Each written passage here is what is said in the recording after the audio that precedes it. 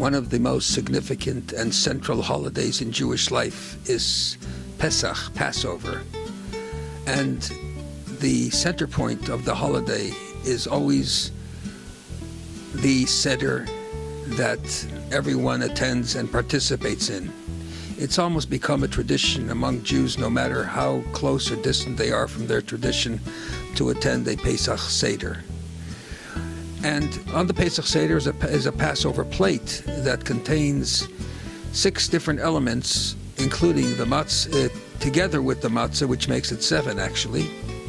And one of those is Maror, known as bitter herbs. It's something that since childhood we always have kind of thought about in an unpleasant fashion.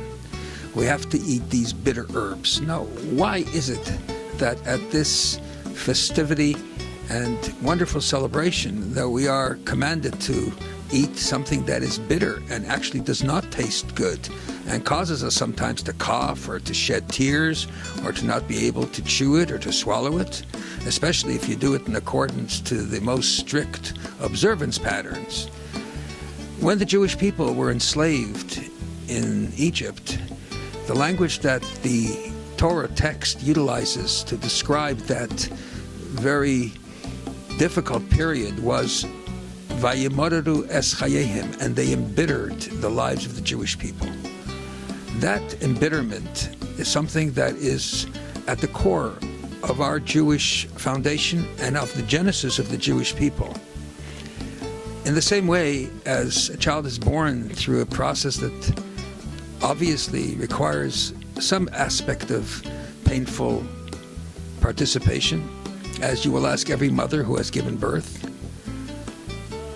In the same way, when you look for true freedom, a freedom that is internalized and externalized, where you feel free not only because you can do whatever you want, you feel free because you're no longer encumbered by foreign elements that cloud your clarity and vision and feelings.